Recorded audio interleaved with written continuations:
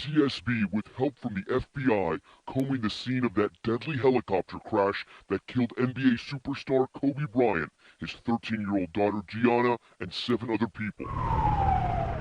The weather Sunday morning bad enough that police departments did not fly their own helicopters, but Bryant's took off in heavy fog. Salut les amis, c'est Marcus Dia, j'espère que vous allez bien. Nouvelle vidéo, nouvelle analyse.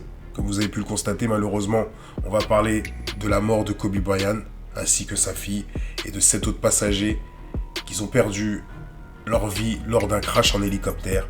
Paix à leurs âmes. À travers cette analyse, je ne cherche pas à faire le buzz, je cherche surtout à vous montrer certaines choses que j'ai pu découvrir en analysant la situation, en analysant plusieurs articles. Ça m'a poussé à faire une analyse, également en partageant des idées avec des personnes.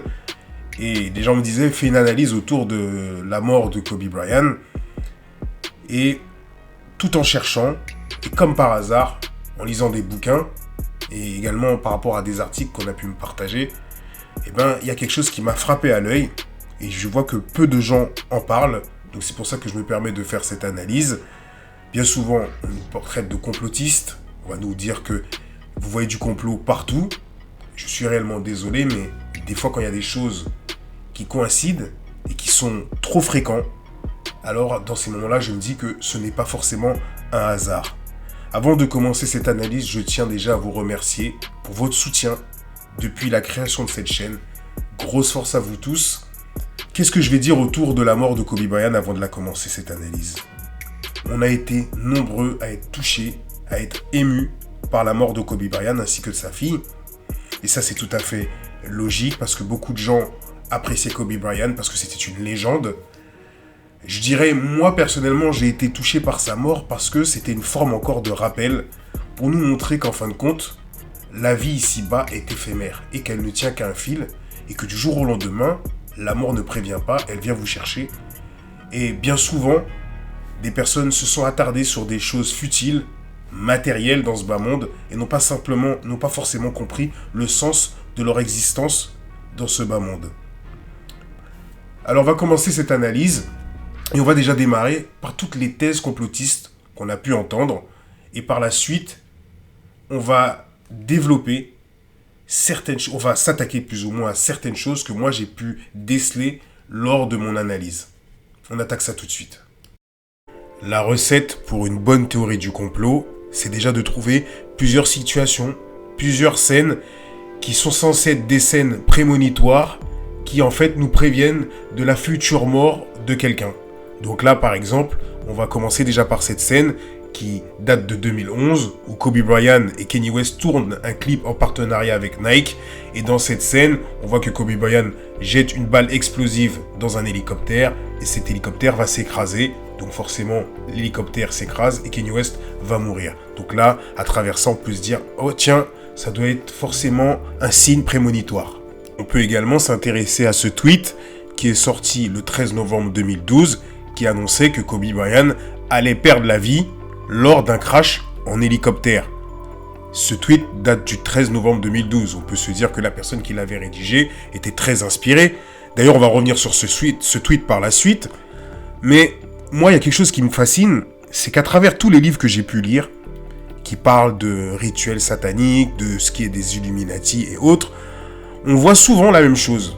On constate souvent la même chose, c'est que les personnes, les Illuminati et autres, les francs-maçons et autres, en fait, préparer un rituel satanique ou un rituel luciférien, c'est une forme de jeu. C'est quelque chose que des fois ils préparent à l'avance.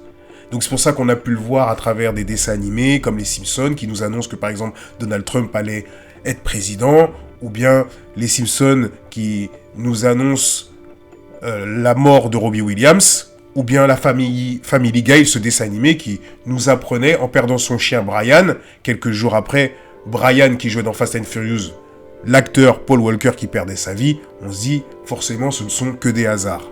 Donc là, on va revenir sur ce tweet, on va s'intéresser par exemple à ce dessin animé.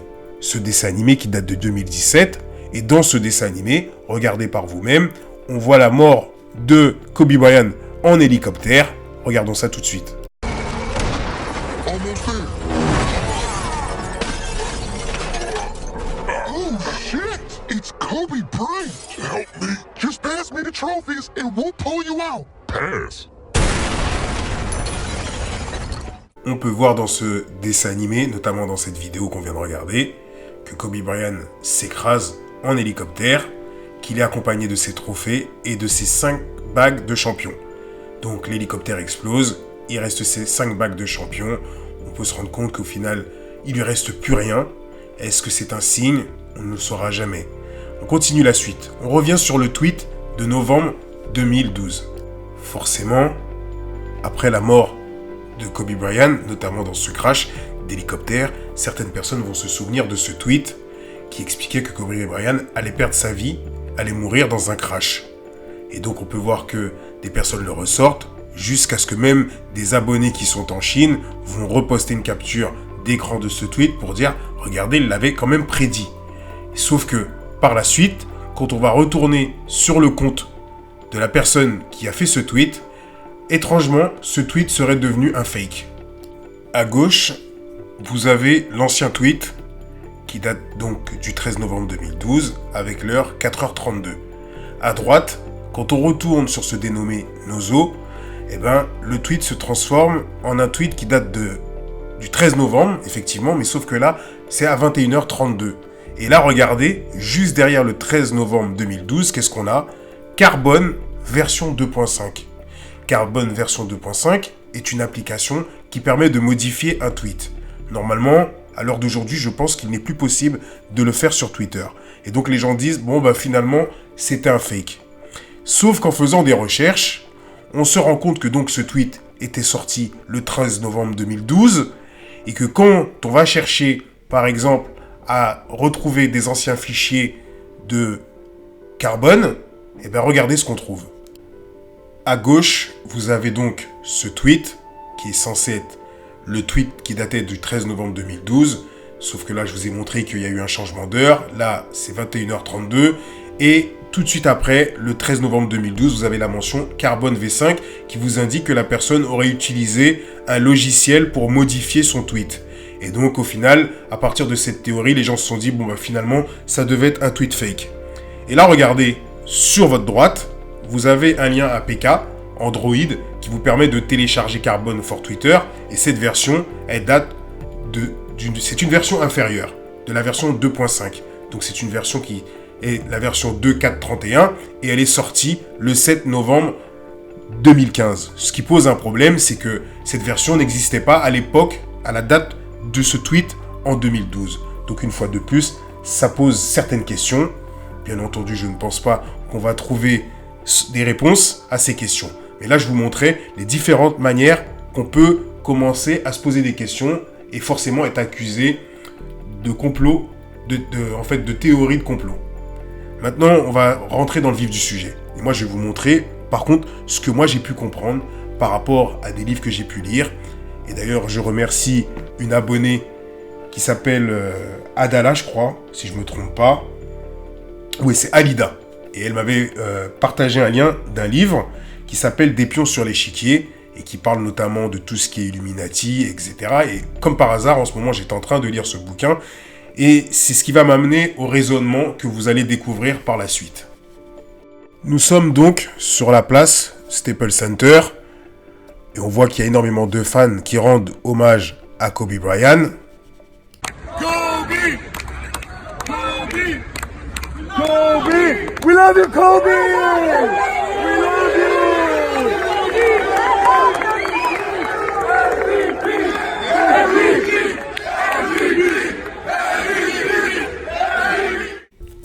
Sachez que la vidéo que je vous ai mise est une vidéo où on voit un grand nombre de fans de Kobe Bryant qui viennent lui rendre hommage. Et par la suite, cette place va être bombée de personnes.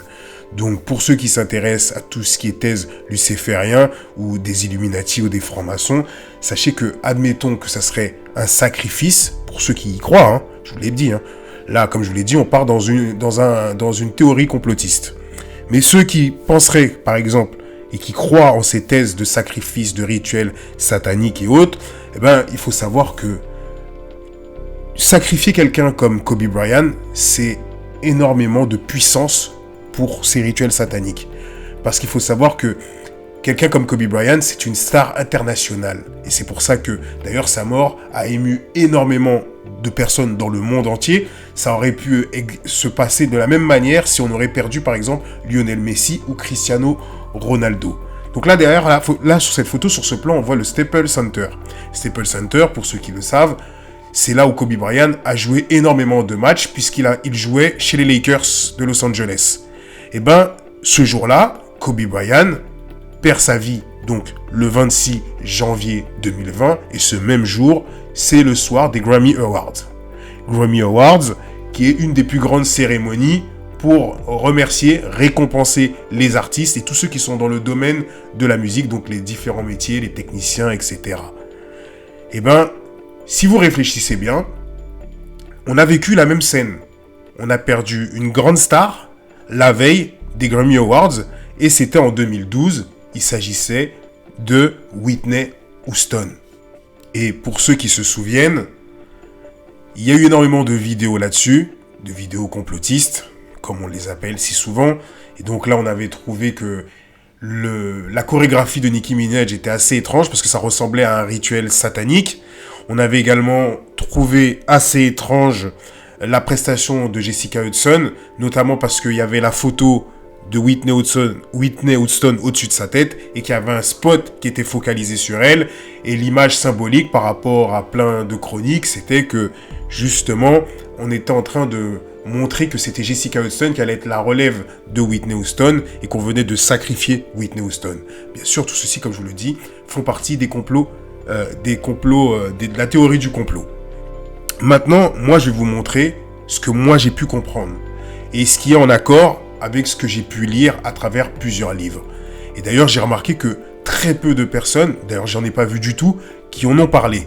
Et c'est pour ça qu'aujourd'hui, je vais peut-être passer pour un fou, mais observez bien tout ce que j'ai pu comprendre, ma vision des choses. Bien entendu, je vous l'ai dit, on part dans une théorie du complot. Donc observez un petit peu. D'ailleurs, cette vidéo arrive à sa fin, donc je vous demande de vous concentrer sur tout ce que je vais vous dire. Pour ceux qui ont déjà étudié tout ce qui est franc-maçonnerie, Illuminati, vous savez que les chiffres ont une grande importance. Là, par exemple, je vais vous lire le résumé du livre « La numérologie secrète de la synagogue de Satan ». Donc, écoutez, soyez très attentifs. L'élite sataniste qui dirige le monde utilise la magie et la numérologie kabbaliste. Le mage Aleister Crowley, franc-maçon du 33e degré, qui sacrifia des centaines d'enfants de 1912 à 1928, affirmait que 11 était le nombre préféré des loges, car il exprime la transgression et la dualité. 13, qui symbolise la souffrance du Christ, est un autre nombre, fétiche de la synagogue de Satan. D'ailleurs, Dieu en hébreu, Yahweh, renvoie à 26 un multiple de 13. Ces nombres sont utilisés comme force occulte. Ainsi, un attentat ou un crime doit être interprété comme un sacrifice. William Morgan, qui fut le premier à relever le rite de la secte maçonnique, fut enlevé le 11 septembre 1826 par des membres des loges avant d'être assassiné 2 jours plus tard, le 13 septembre 1826 par 3 francs-maçons. Vous avez entendu l'importance du chiffre 13, et notamment ce chiffre 13 qui souvent est utilisé lorsqu'on va commettre un crime ou un sacrifice. Vous avez entendu, ou un sacrifice, le chiffre 13. Et donc, vous retenez bien cette histoire de numéro 13, qui est un chiffre qui a une grande importance pour les rituels sataniques et notamment les sacrifices. Vous voyez cet article en face de vous? Eh bien, c'est cet article qui m'a poussé à partir dans un délire de chiffres. Kobe Bryant, sa grande carrière en chiffres. Et au départ, je veux vous assurer que l'article, il y avait une erreur. Ils avaient annoncé que Kobe Bryant était mort le dimanche 26 décembre 2020, ce qui était impossible. Et depuis, ils l'ont rectifié. Donc là, je vous mets l'article qui a été rectifié. Et regardez bien le titre, Kobe Bryant, sa grande carrière en chiffres. Et on s'intéresse justement à cette notion de chiffre 13. Et regardez ce que je trouve. Vous allez voir que je n'ai pas du tout forcé dans les chiffres. On commence déjà par le début. Kobe Bryant est drafté en NBA. Il est drafté à la 13e position. Vous avez bien entendu, 13e position. Vous allez me dire, oui, Marcus, c'est un hasard. Comme par hasard, il a été drafté à la 13e position. Et ce que je suis en train de vous expliquer, c'est que bien souvent, les francs-maçons et les Illuminati préparent des fois leurs trucs à l'avance. Ils peuvent déceler quelqu'un qui est très fort. C'est d'ailleurs pour ça que souvent les francs-maçons et les Illuminati, en général, s'accaparent toutes les personnes qui ont un don ou une intelligence hors du commun. Donc c'est pour ça que bien souvent, de leur côté, ils ont les plus grands intellectuels et les plus grands médecins, etc. Bref, ils peuvent déceler le don d'une personne. Donc là, vous avez vu, on parle du chiffre 13. Donc là, il a été en 13e position lors de la draft et il avait été sélectionné par les Hornets, mais les Hornets l'ont cédé aux Lakers. Donc là, jusque-là, vous me suivez. Je pars donc du début de sa carrière et maintenant je m'intéresse à la fin de sa carrière. Et regardez, Mamba Out, le 13 avril 2016, son lâcher de micro, accompagné d'un baiser au public lors de son discours d'adieu pour son dernier match. Le dernier match de Kobe Bryant se passe un 13 avril. Il a été en début de carrière drafté à la 13e position et le dernier match de sa carrière se passe un 13 avril. Vous allez me dire c'est juste un hasard, mais ça continue. Et souvenez-vous de l'importance du chiffre 13. Observez que depuis tout à l'heure, je ne prends que des chiffres qui concernent Kobe Bryant. Je ne les invente pas. Donc là, regardez dans cet article, Kobe Bryant, mort à 41 ans. Et quand on réfléchit et quand on cherche, le nombre premier de 41, c'est quoi? Le nombre premier, 41, est à la 13e position du classement. Regardez ce tableau. Donc regardez, je vous ai mis le classement des 100 nombres premiers. Et là, regardez, le chiffre 41 est à la 13e position dans l'ordre des chiffres premiers. Donc observez bien, c'est ce que je vous dis. Donc dans les nombres premiers, il est à la 13e position. Vous allez me dire, c'est encore le fruit du hasard. On passe à autre chose. Jana, la fille de Kobe Bryant, est décédée elle aussi. Selon TMZ, Jana, la fille de Kobe Bryant, 13 ans, a péri avec son père dans un crash d'hélicoptère dimanche en Californie. Vous avez entendu, sa fille avait 13 ans. Depuis tout à l'heure, je vous place le chiffre 13 partout. Je ne les ai pas inventés, ils sont sous vos yeux. Et chaque chose qui va suivre Kobe Bryant dans cette affaire, vous allez voir qu'il y a toujours ce chiffre 13. Et regardez la dernière trouvaille. Tout simplement, la date de la mort de Kobe Bryant. Il est mort le 26 janvier 2020, soit le 26-01-2020. Regardez l'addition que je vais faire, elle est très simple. Je vais vous additionner chaque chiffre un par un. Donc là, on va prendre 2 plus 6 plus 0 plus 1 plus 2 plus 0 plus 2 plus 0. Bien entendu, j'aurais pu enlever les 0, mais c'est pour vous montrer que je ne retire aucun chiffre, juste pour vous montrer, pour pas justement que vous soyez perdu. Et donc, regardez bien, qu'est-ce que ça donne? Ça nous donne le chiffre 13. Fait du hasard encore, tout au long de ce drame, le chiffre 13, il est partout. Bon les amis, cette vidéo arrive à sa fin. Je vous reposte encore le résultat du calcul, le chiffre 13. Comme je vous l'ai montré et comme je vous l'ai expliqué tout à l'heure en début de vidéo, je vous ai expliqué que ces gens-là, quand on étudie leur manière de fonctionner, ce sont des personnes qui aiment s'amuser. Et si vous l'observez bien, le 13 suit toute la vie, je veux dire toute la carrière de Kobe Bryant, mais surtout sa mort. Je vous ai montré qu'il a été drafté à la 13e position. Vous ne savez pas qui est derrière tout ça. Il a arrêté sa carrière un 13 avril 2016. Il meurt avec sa fille qui a 13 ans. Le chiffre de ses 41 ans, qui n'est que la 13e position du nombre premier, 41. Et également, la mort, la date de sa mort, quand on additionne les chiffres en unités, un par un, nous donne le chiffre 13. Ne me dites pas que c'est le fait du hasard. Il n'y a pas que le 13 dans les chiffres. Ça aurait pu être d'autres chiffres. Mais quand on arrive au point où même quand on additionne la date de sa mort, on arrive au chiffre 13, c'est assez impressionnant. Bien entendu, ne me prenez pas pour un fou. Je vous montre parce que c'est par rapport à certains livres que j'ai pu lire qu'on arrive à ce genre de théorie et qu'on arrive à obtenir ce genre de résultats. Bref, les amis, je vous dis à très bientôt pour une prochaine analyse. Grosse force à vous tous. N'oubliez pas de liker cette vidéo si ce n'est pas déjà fait. Et n'oubliez pas de vous abonner également si ce n'est pas déjà fait. Partagez cette vidéo en masse pour donner de la visibilité. Et je vous dis à très bientôt. Grosse force à vous tous. Peace.